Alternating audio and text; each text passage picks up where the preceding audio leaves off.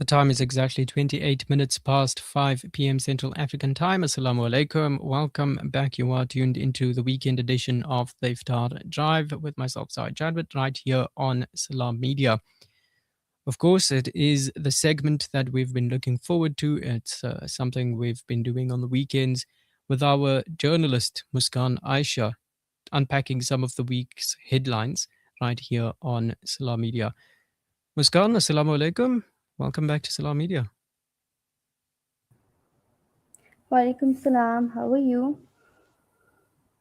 Muskan, are you able to hear us?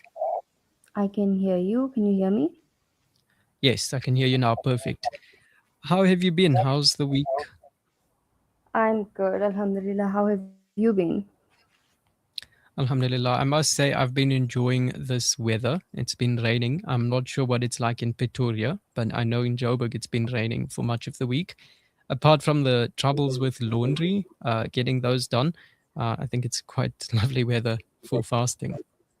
It has been amazing. I was actually in Joburg this weekend, so I've been enjoying the same weather. Mm. All right. So it's been busy. There's a lot been happening locally. There's a lot been happening internationally. We start today with the situation at OR Tambo International Airport, a very busy hub. Lots of people traveling in and out of that airport. It's literally a national key point, but something went wrong there. Taps ran dry. What happened there? Um, so we know our Tambo is one of the biggest airports in South Africa, but they had something called maintenance work, within which there was a water outage across both domestic and international terminals from around 6 in the morning till 11 on Saturday. Mm. And then also related to transport is the train. So that has since been handed over to the provincial government, and there are fears that it could collapse as a result. Right, so understandably, there's a change happening. People are nervous about it. People think that it's going to collapse, but the Gauteng MEC has said that there there's no reason for it to collapse. He's assured the public that the province is ready to take over and even expand the network. It is a high stake transition because, of course, Gautrain is basically the gold standard for public transport in South Africa. And they are desperate to prove that it can stay world class even under government management. But even though the concession agreement was supposed to end on the 27th of March, the GMA has extended the current operating agreement so that the previous company can continue running the Gautrain while negotiations are still happening. So I think that should allow for a much smoother transition without any unnecessary interruptions. I mean, the Gautrain is a gem in Gauteng as far as public transport is gone. I mean, residents would have seen how Prasa's network literally crumbled and fell apart, especially during lockdown when people were stealing copper and stealing cables and so on. And Right. now that network is really struggling to recover. But Gautrain throughout the years has been able to, for the most part, maintain a consistent schedule, get people between Pretoria and Joburg, transport them to and from. So that's as far as the Gautrain is concerned. But then also electricity, I believe some pain for households in coming months. Right. So we've been told to brace ourselves for some huge changes starting next month. We're looking at a double digit price hike. This is coming from Eskom's latest revenue application that was approved, and it's allowing for average tariff increases of 8.76% for Eskom direct customers and 9.01% for municipalities, which means that even if the lights stay on, the cost of keeping them on is about to skyrocket. Mm. It's one of those things. I mean, electricity prices have been soaring in South Africa over the last decade or so. It's really skyrocketed. If you woke up in Joburg, I know you just mentioned earlier on that you were in Joburg this week. Right. Uh, that smell, what's going on there? There's, you know, it's very foggy some mornings when we wake up and go to work. It's just so foggy, and there's just a putrid smell, a stench pervading the city. But I've been hearing about this smell since last week, and I had no idea it was that bad until I drove to Joburg on Saturday morning. So if you're smelling that, you aren't alone. It's like a massive sulfur stench, like rotten eggs, and it's been throughout the whole city. So the Department of Environment and Sasol are pointing to a sulfur dioxide blowout, and this is likely coming from industrial plants in Mpumalanga. But it's a nightmare for residents because we know how windy it's been, and the wind is essentially pushing this industrial pollution right into our suburbs. Mm, and straight up our noses. Yeah, Right, absolutely. let's move from the local stories and look at the woes abroad. Uh, I'm looking geopolitical tension in the Middle East, how that's impacting business aviation. Well, the private jet world is basically hitting a wall in the Middle East at the moment. High level operators and groups like BBGA are reporting that between skyrocketing insurance premiums and having to constantly reroute to avoid all of this contested airspace, the region is basically becoming a logistical minefield for business travel. Mm. I was looking earlier on, and I think airlines like Emirates. So it's not just business aviation and it's not just private aviation, but I think commercially as well. Commercial. Emirates is still not fully back operational, and then Qatar Airways. I've also been looking at them for quite a while now, and they also still not fully operational as yet. They only have a few, just a handful of flights. And we know the Middle East is it's an aviation hub. There are many people going in and out of that region every day. Right. Really connects them to different parts of the world. And just out of curiosity, have you been affected by these disruptions? Anyone you know that's been affected by this? Actually, my husband's brother was traveling from Dubai, and his flight had to reroute and go via China. So that was very strange. That was to come to South Africa, right? No, to go to Pakistan. Oh, okay. And it's To just a 3 hour distance between Dubai and Pakistan, and yet they had to reroute.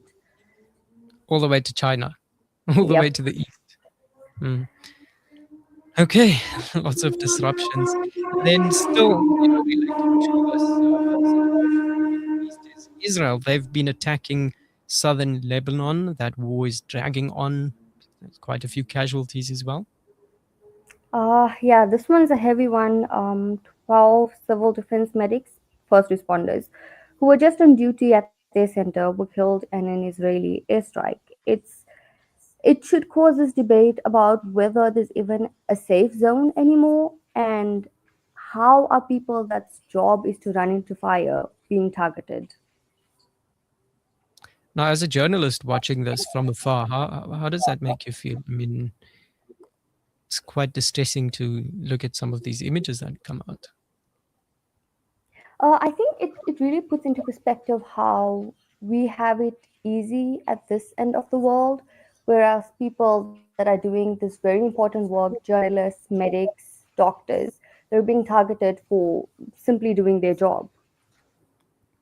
Mm.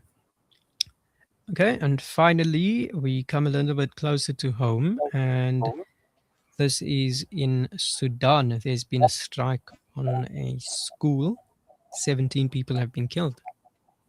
Right, and those 17 people were mostly schoolgirls and teachers. They were killed when a drone hit a school in Sudan. So, to understand why this is happening, I think we have to look at the civil war that's been going on since 2023. It's been a power struggle between the armed forces and a parliamentary group called RSF. At one point, these two used to be allies, but now they've turned the whole country into a battlefield where schools and hospitals are frequently caught in the crossfire. I know the issues dealing with females, with women's rights.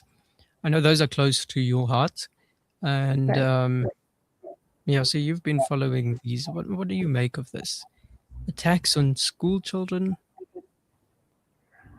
I feel like, as a whole, our we're not focusing on the right things. Like, we sit and we speak about feminism and we speak about equality for women, and then we turn our eyes away when things like this happen. This happened a few weeks ago in Iran as well, where a girls' school was targeted. It's happening in Sudan.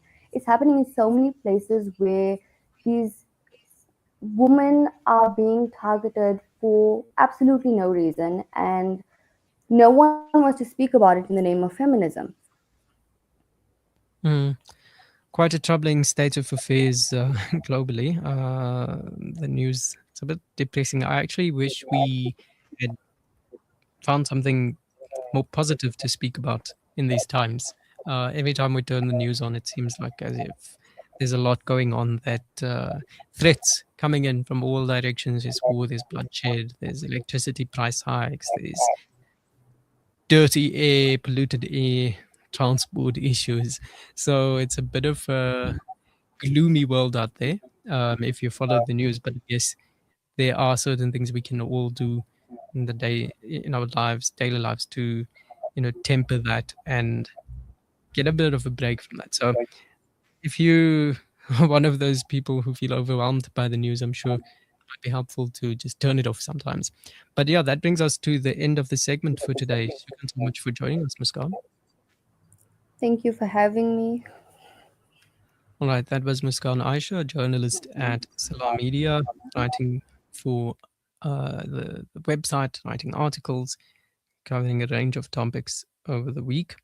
But also this afternoon, joining us on the show to discuss various issues. And it's just occurring to me now that the stories we picked for the domestic issues, they seem to be quite practical stories. So these are not your political stories where you're talking about this politician did that and this was the consequence, because I think those really have a direct impact. They of course do have an impact on us and our daily lives, but not directly. But these ones do. If you were traveling, for example, through Tambo International Airport this week, you would have had some trouble accessing water in the bathrooms, for example, because the taps ran dry there. And I think Tambo International Airport, other airports as well, they've been having these challenges from time to time, and I think they've been escalating in recent months. So that's the state of our airports. And for anyone who's traveling, I think it's worth looking into this. Um, yeah, because I'm also just remembering while the taps ran down to Tambo, the there was an internet outage that affected travelers in King Shaka Airport, which is in Durban, also this week. And then that I think that's what the concerns are about Gautrain, where people are saying, well, if you shift the ownership of this asset from the private sector and you hand it over to the government really doesn't have the incentives that the private sector would have to keep it running and to ensure efficiency, to keep corruption at bay, because it's been demonstrated over and over again that the state is quite inefficient when it comes to these things. We just need to look at Transnet, we need to look at Prasa, and then it's rather, it's a bit of a miserable track record when it comes to efficiency and corruption there. Whereas the private sector generally tends to do a lot better when it comes to managing these things. But also electricity, that was another practical story affecting people on a practical level, because at the end of the day, it does pinch when the prices go up. I think petrol will also go up soon, if I'm not mistaken. It's also to deal with the whole uh, the increase in oil prices and as a result of the Iran war. And then, yeah, the smell in Joburg, air quality. Obviously, that affects us. It goes without saying. I've seen also advisories where people were being encouraged to stay indoors as far as possible this week in Joburg, even though the air quality hasn't deteriorated to the extent where it is severe, and they're still, according to city officials, within healthy limits, whatever those may be. But people have been advised to stay in nonetheless. I think some people have been reporting also that they're experiencing dizziness and headaches when they step outside because of the conditions of the air. And as Muskan was mentioning earlier on, that having to do with pollution happening all the way in Mpumalanga, which is our neighboring province. But yeah, and then of course there were the other stories happening on a larger scale, global scale, and mainly to do with the war in the Middle East. Still a very large issue at the moment. Um, Donald Trump under domestic pressure to bring this to a halt, but there needs to be an exit strategy. And I think that's what they're looking for as far as that's concerned. But the Iranian officials also saying they don't really want to end this war just yet, and they will end it basically on their terms. So the war ends when they say so, not when the US says so. So those are quite interesting developments, and I think we'll keep an eye on those in the weeks ahead. It's definitely not coming to an end anytime soon. Um, so yeah, we'll keep an eye on that. Let's take a break. We come back, we'll continue with the show.